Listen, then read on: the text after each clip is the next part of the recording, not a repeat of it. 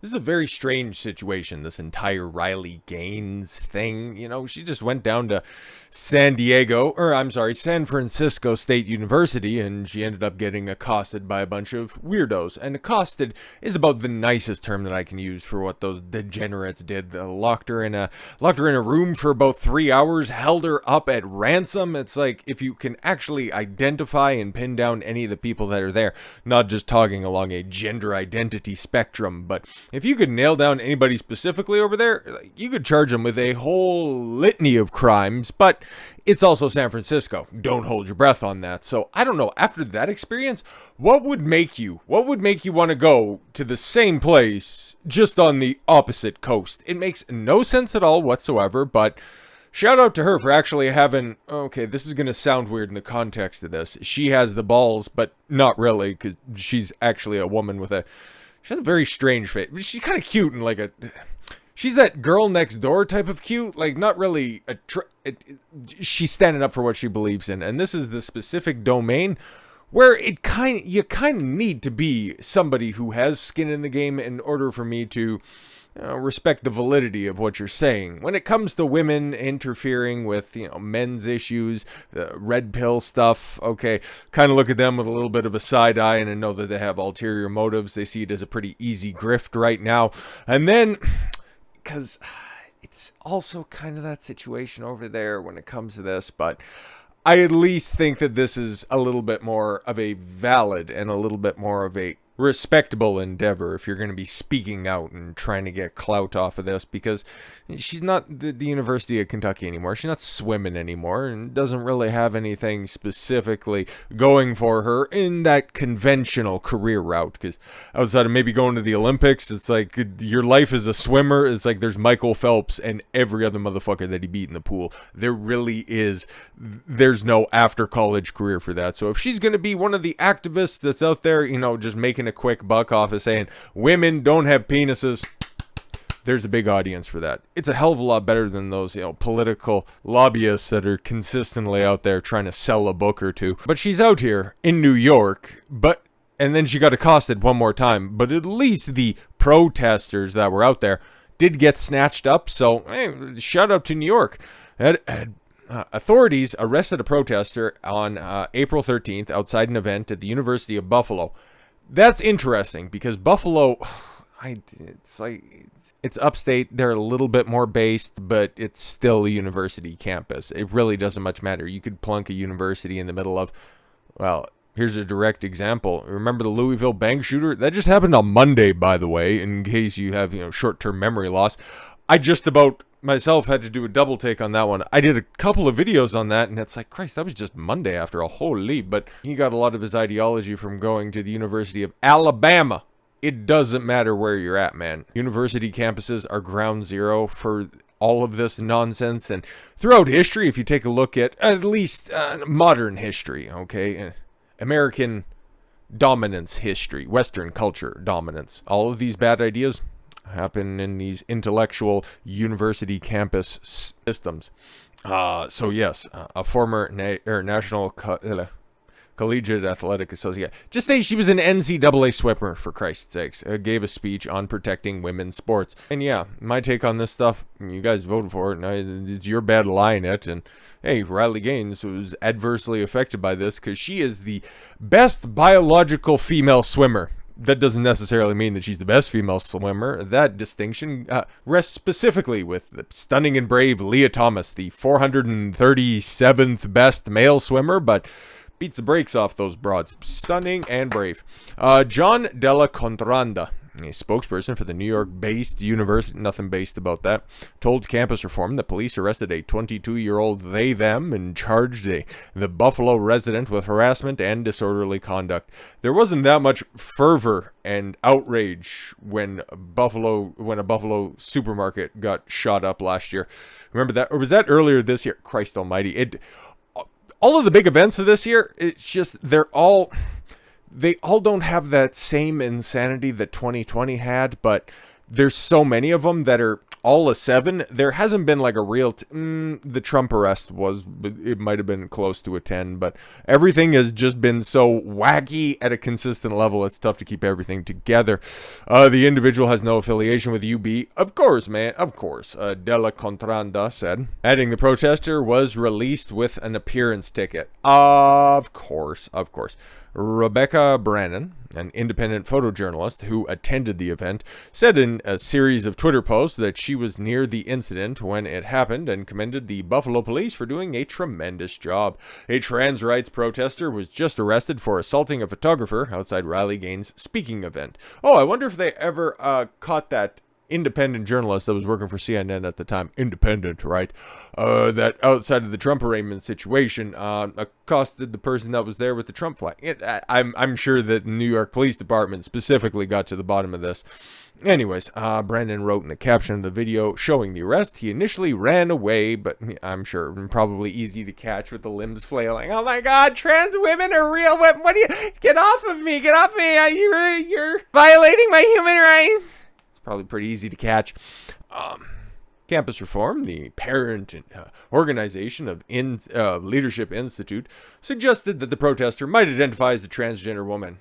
Ta-da! After Della Contranda said, there is only one person arrested. That's the one person that's arrested. What is it? I don't know. Shit's nuts. But that's not the only fight that Riley Gaines is getting into, okay? Or at least the one that's happening in her close vicinity. She's tackling, an ever-persistent problem, and doing it really nice, actually. Riley Gaines accuses Megan Rapinoe. You know that one, the women's soccer team bitch that just won't stop fucking complaining. She's terrible. She's absolutely terrible.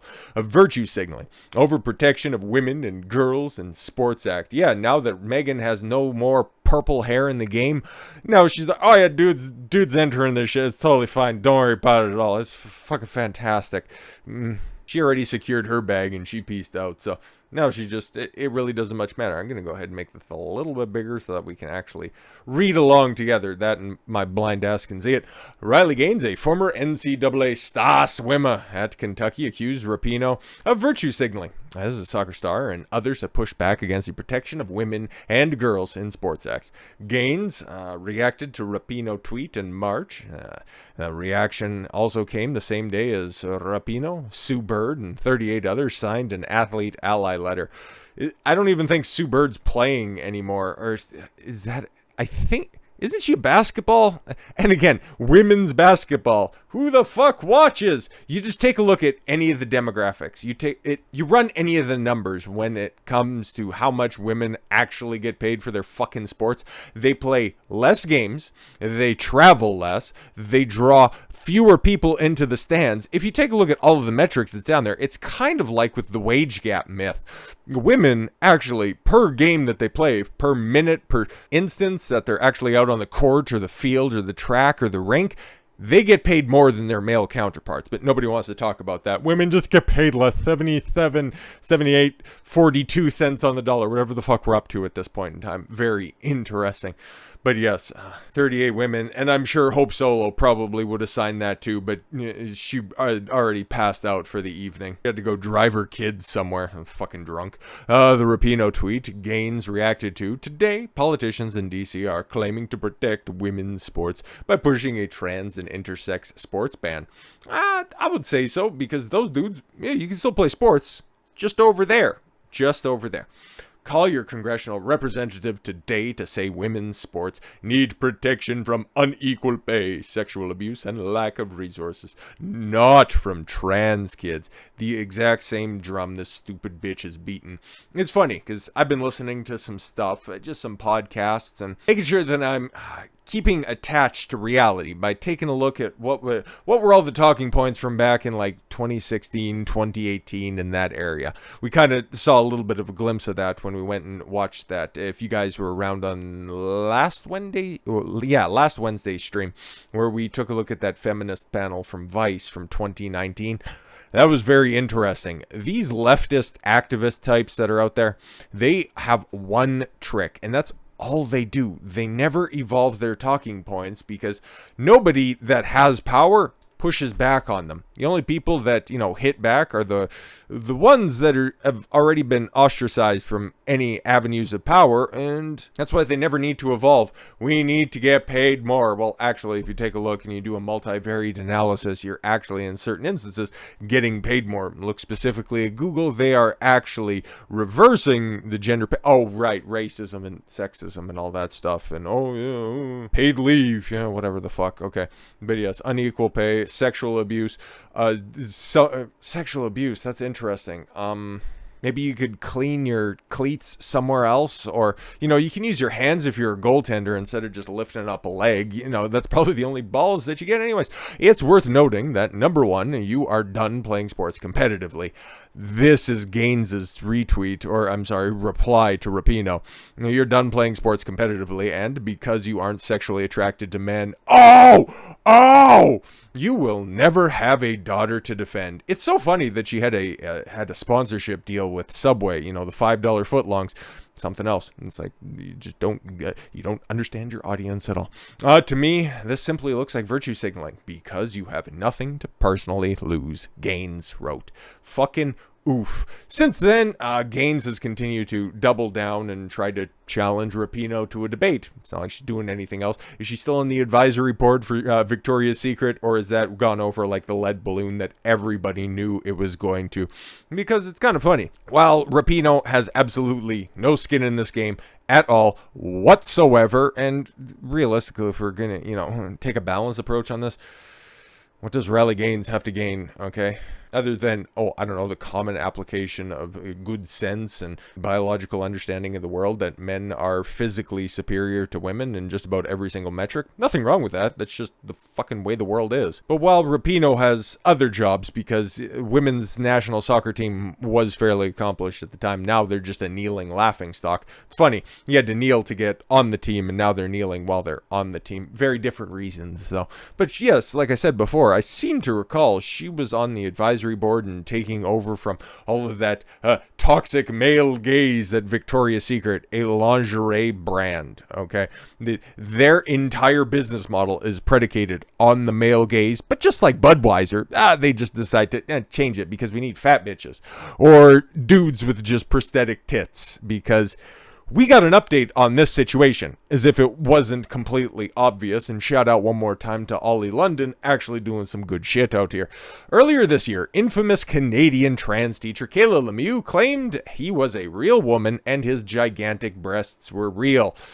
That's incredibly interesting, and it wasn't earlier this year. It was September into early October, but anyways, it's rare, or maybe made this admission there, okay? It's rare, there's no doubt about it. It affects women on a very rare basis, but in my case, I believe, and my doctors think, because I have XX chromosomes as well, do you now? That something caused to do, that has something to do with it. The hormone sensitivity to estrogen has caused it. That's interesting. That's incredibly interesting. Like, there's nothing about that at all whatsoever that would ever give the implication that those are real whatsoever, man. Like, come on, we all know it's a fucking gag. And then especially when you're accosted in public by a Rebel News reporter and you ain't packing those things around. Where did they go?